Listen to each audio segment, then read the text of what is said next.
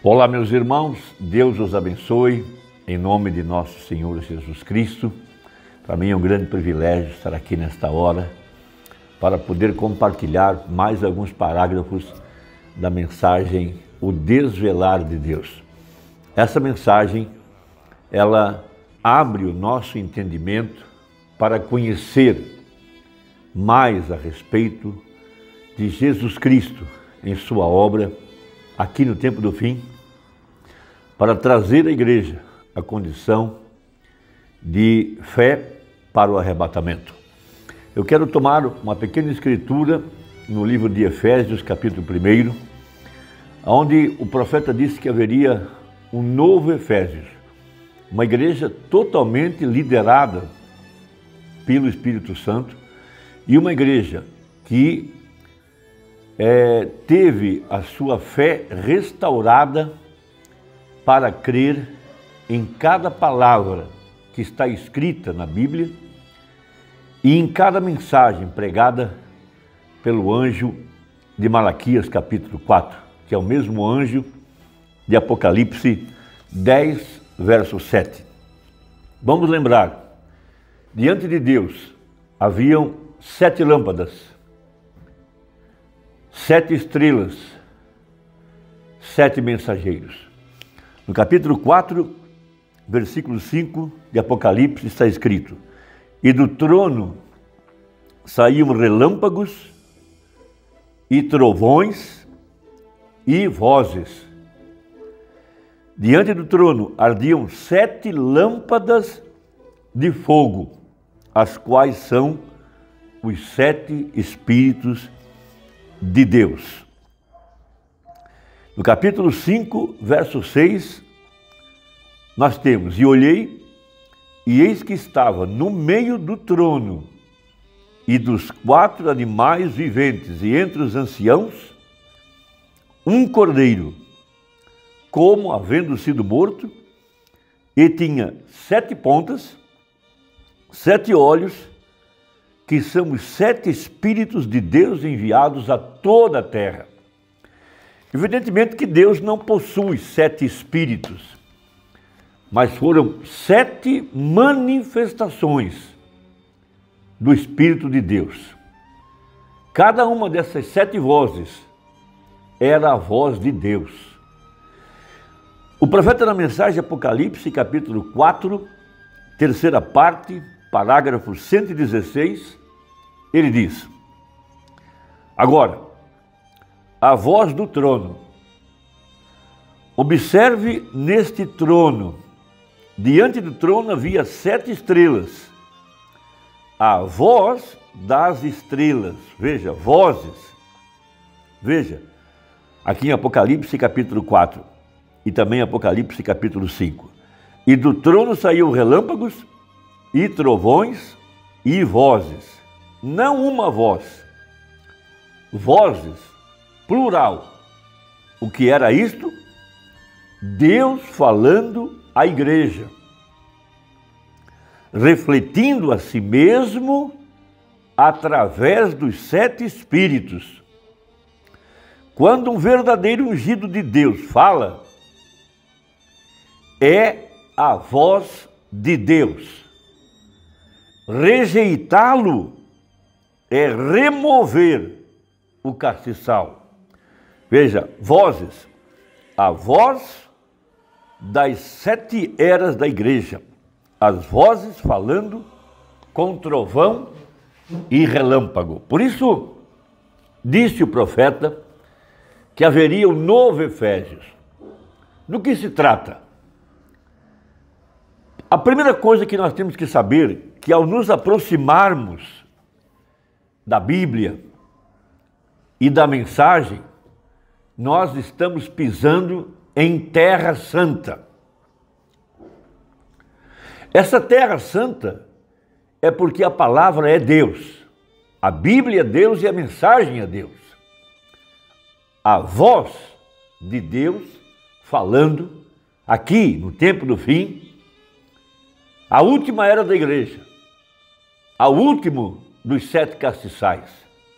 Nós sabemos, de acordo com Apocalipse 1, que os 7 castiçais são as 7 igrejas e que as 7 estrelas são os 7 mensageiros.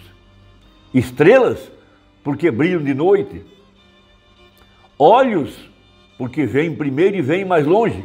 Um homem capta a visão, nós cantamos. Ele vai lá atrás, onde está o maná escondido, e ele capta a palavra, capta a profecia, e ele traz esse alimento em seu devido tempo, para a era em que ele está vivendo, e dá aos eleitos que também participam do maná escondido.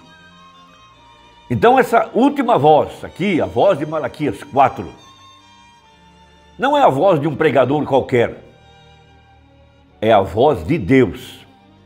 Rejeitar essa mensagem é rejeitar a Deus. Veja, atrás dessa mensagem, ou das 7 vozes, das 7 mensagens, está a vida do próprio Deus.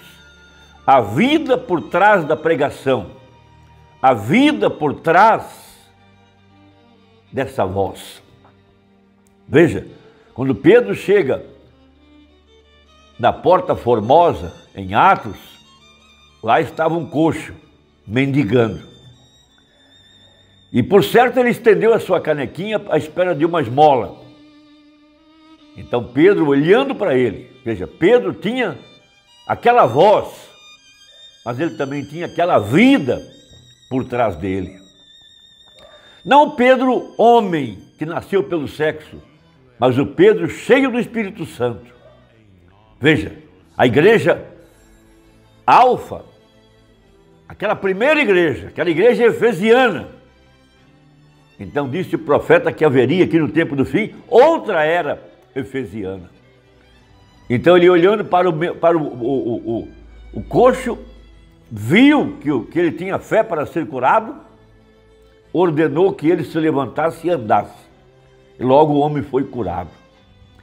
Agora não foi a voz de Pedro, foi a voz de Deus que soou através do seu corpo, que era a igreja. Veja, depois aquele paralítico começou a andar atrás de Pedro, pensando que Pedro era uma grande personalidade. Pedro disse, não, eu não sou ninguém, sou um homem. Foi a fé de Jesus, foi a fé dele que operou o milagre. Quando Pedro passava, a sombra dele curava os enfermos. Mas não era Pedro, era a vida que estava por trás daquela pele humana. Porque Pedro, como homem, negou Jesus. Era precipitado, nervoso. Não é desse Pedro que eu falo, é daquele Pedro cheio do Espírito Santo, que tinha a chave do reino dos céus em suas mãos. Veja, é a isso que nós temos que atentar. Nós não podemos questionar a Bíblia, muito menos questionar a mensagem. Veja, a primeira coisa que temos que saber é que a mensagem, a Bíblia, é para crentes, é para os fiéis, os santos e fiéis em Cristo.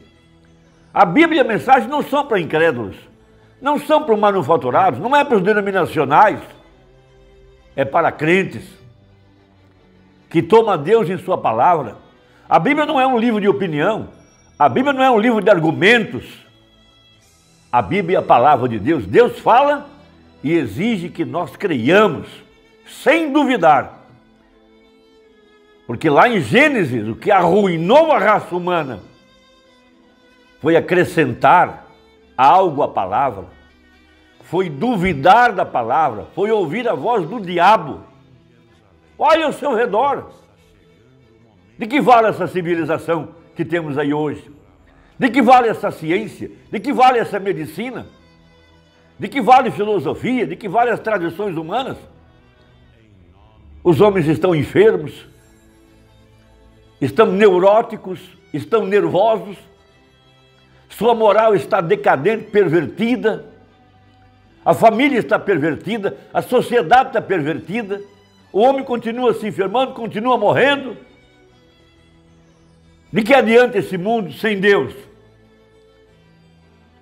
Por isso que quando você chega diante dessa Bíblia, diante dessa mensagem, primeiro você tem que ser um crente. Primeiro tem que ser santificado. Veja, você tinha uma vida pecaminosa e Deus te regenerou pelo novo nascimento, te deu o batismo com o Espírito Santo para você crer nele. E hoje você está aqui diante de Deus, santificado pela verdade, cheio do Espírito Santo, e cada verdade da Bíblia você diz um amém. Você glorifica a Deus. Por quê? Porque o Deus que escreveu a Bíblia está velado em sua vida. Então, veja, Paulo, apóstolo de Jesus Cristo, pela vontade de Deus, aos santos que estão em Éfeso e fiéis em Cristo Jesus, a vós graça e paz da parte de Deus nosso Senhor, ou de Deus nosso Pai, e da do Senhor Jesus Cristo. Então a Bíblia não é para incrédulos. Satanás cegou o entendimento das pessoas, o entendimento dos incrédulos, para não verem a glória de Deus. Mas nós, os crentes, fomos feitos para crer na palavra. Eu não dependo de mim para o meu futuro. Deus guarda o meu futuro. Aquele que começou a boa obra me levará até o final. Ele não deixará a verdadeira igreja cair e ser enganada. Porque nós somos feitos herança e co-herdeiros de Jesus Cristo. Por isso essa grande verdade de Deus velado em carne humana para esse dia. É esse mistério que está dando fé para o arrebatamento. É esse o mistério que nos transforma. Saber que Deus se escondeu, Ele é a vida que mora atrás de sua pele humana. Não é a sua própria vida, ou a minha vida, ou de quem quer que seja. Veja, parágrafo 185.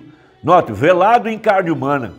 Moisés, com essa palavra, falando aquilo que havia de ser mais tarde colocado atrás da pele de texugo, assim é Cristo nosso Moisés. Cristo é nosso Moisés. Ele era Deus velado em carne humana, velado na natureza humana e em carne, isso mesmo. E Ele é o mesmo ontem, hoje e eternamente. Ele estava velado por peles de texugo. Hoje Ele está velado. E desta vez Ele estava velado em um homem. Agora note. Por isso que o profeta tinha como tema de suas campanhas: Jesus Cristo é o mesmo ontem, hoje e eternamente. Não repita isso, medita nisso. Veja, ele estava velado por peles de texugo, e desta vez ele está velado em um homem. Agora note, mesmo ontem, hoje e eternamente, prometeu a sua palavra para esta era. Ele ainda é Cristo, a palavra prometida para esta era, a sétima voz, a sétima lâmpada, o sétimo olho, os 7 Espíritos de Deus. Veja, ele ainda é Cristo, a palavra prometida para esta era, velada em carne humana. A palavra é Deus. A unção é uma pessoa. Veja, a palavra Cristo significa ungido. Veja, o ungido. Logo, Moisés era Cristo nos dias dele. Ele era ungido. Jeremias era Cristo nos dias dele, com uma porção da palavra para aquele dia.